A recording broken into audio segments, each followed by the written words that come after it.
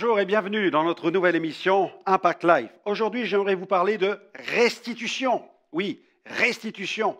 Vous allez me dire, mais quelque chose doit nous être restitué. Écoutez-moi bien, quelque chose nous a déjà été restitué il y a 2000 ans. Alors la question se pose, qu'est-ce qui nous avait été volé?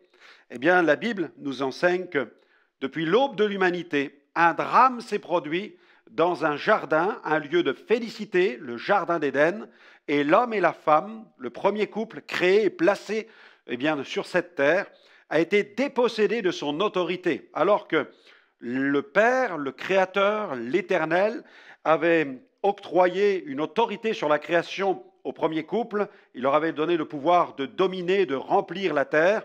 Ils se sont laissés déposséder de ce pouvoir, de cette grande autorité, en se laissant séduire par le serpent ancien qui les a détournés du commandement divin. Ils ont pensé qu'ils pourraient progresser dans la vie sans Dieu, et ce fut un terrible chaos, un terrible fiasco pour l'humanité. De telle manière que la Bible nous enseigne que par un seul homme, le péché est entré dans le monde, mais qu'il s'est étendu à tous les hommes parce que tous les hommes ont péché. C'est comme un virus, c'est comme un mal, une puissance toxique qui a gagné la nature morale humaine et qui s'est étendue à tous les hommes. Tous les hommes sont pécheurs. Comme la Bible le dit, il n'y a pas un juste, pas même un seul, tous ont péché et tous sont privés de la gloire de Dieu. Mais gloire à Dieu, nous sommes là pour proclamer au travers de cette émission l'espérance en Jésus. Dans Romains chapitre 8, épître de Paul aux Romains, voilà ce que l'apôtre déclare. Il dit, il n'y a donc maintenant aucune condamnation. Voilà la restitution qui nous est faite.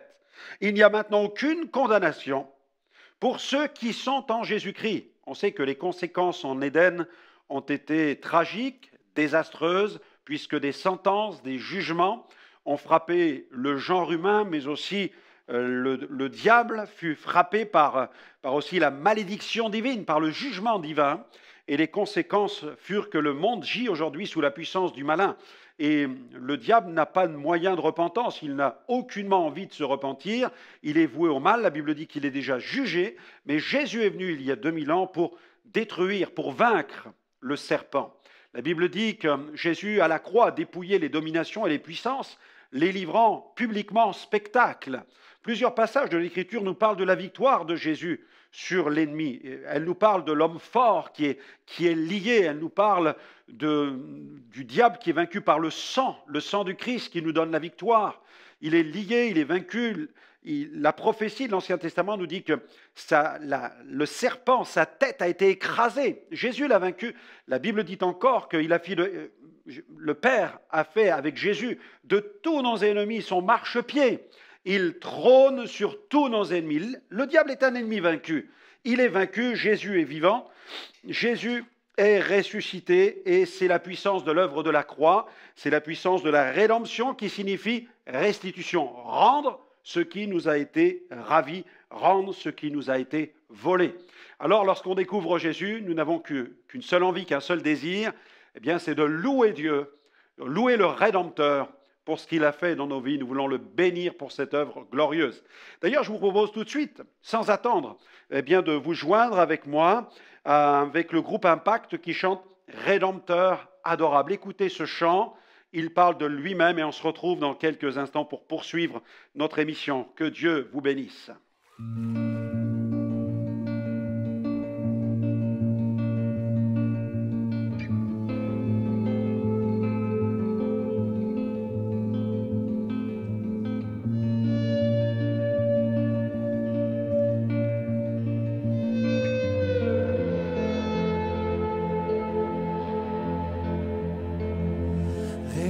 Rédempteur adorable, sur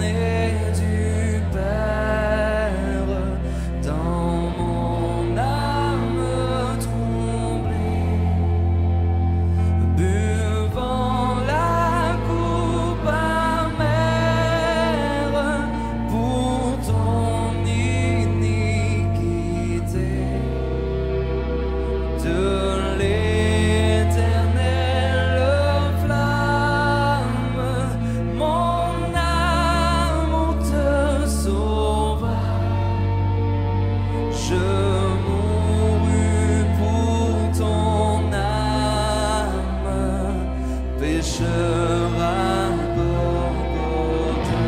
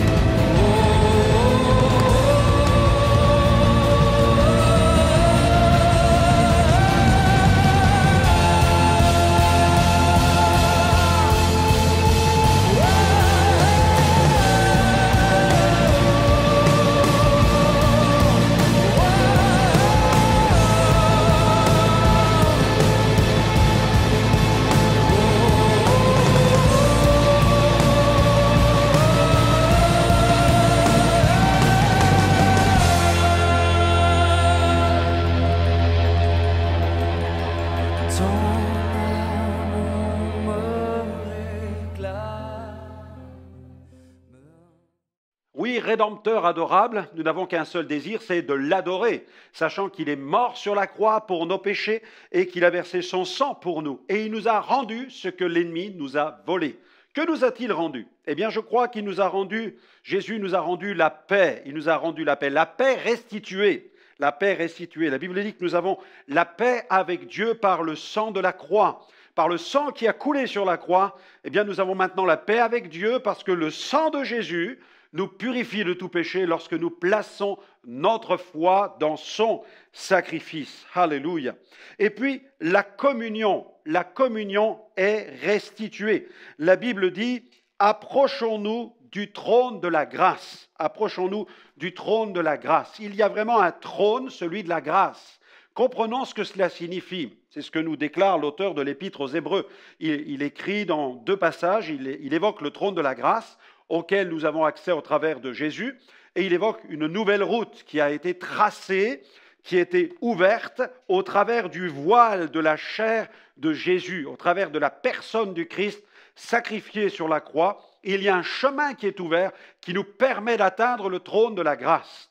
Il y a donc eu l'incarnation de Jésus, son ministère, sa mort sur la croix qui était validée par la résurrection.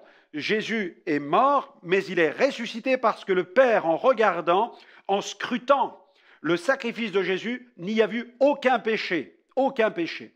Jésus est venu sans péché, parce qu'il est de nature divine, il est le Fils de Dieu, la parole faite chair incarnée. Il a vécu sur la terre sans péché.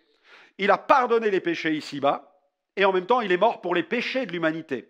Il est ressuscité parce qu'il est sans péché. Il est remonté dans la gloire parce qu'il a demeuré sans péché après sa résurrection. Et il est sur le trône des trônes parce qu'il est le Rédempteur adorable qui désire véritablement nous accueillir dans la présence du Père. Il veut pardonner nos péchés. La paix avec le Père nous a été restituée. La communion aussi nous est restituée. Et j'ajouterai, la justice nous est restituée. La Bible dit que Jésus a été fait péché pour nous, afin que nous devenions en lui justice de Dieu. Comprenons ce que ça veut dire. Cela signifie-t-il que le chrétien, celui qui croit en Jésus, qui a placé sa foi en lui, est quelqu'un qui est maintenant parfait, ne commettra plus un seul péché, ne commettra plus d'erreur? Non, ça n'a pas de sens. Nous sommes dans une nature pécheresse, et même l'apôtre Paul, dans Romains chapitre 7, le chapitre juste avant de la lecture que j'ai fait en début d'émission, eh bien, Paul explique, il dit « Misérable que je suis, qui me délivrera du corps de cette mort ?» Il dit « Grâce soit rendue à Dieu par Jésus-Christ notre Seigneur ».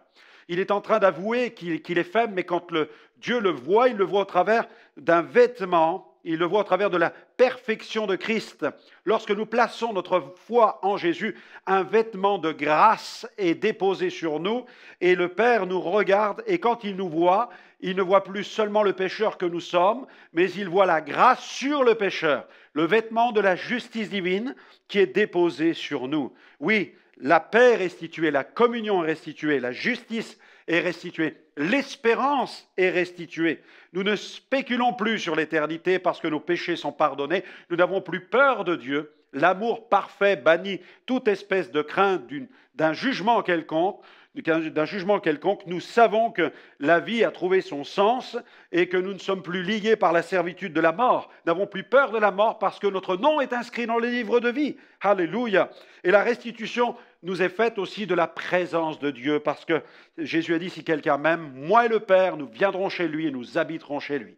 Alors je vous invite à inviter le Père et Jésus chez vous maintenant dans votre cœur, là où vous êtes. Dites-lui, Père, viens dans ma vie, Jésus, viens dans ma vie.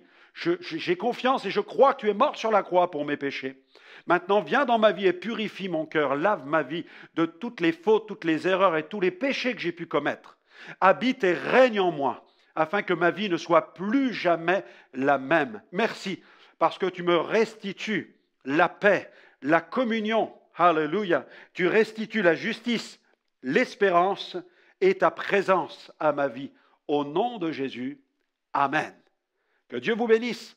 Retrouvez-moi maintenant dans une prochaine émission et vous pourrez aussi entendre ce merveilleux évangile, un évangile de gloire et de restitution. À très bientôt.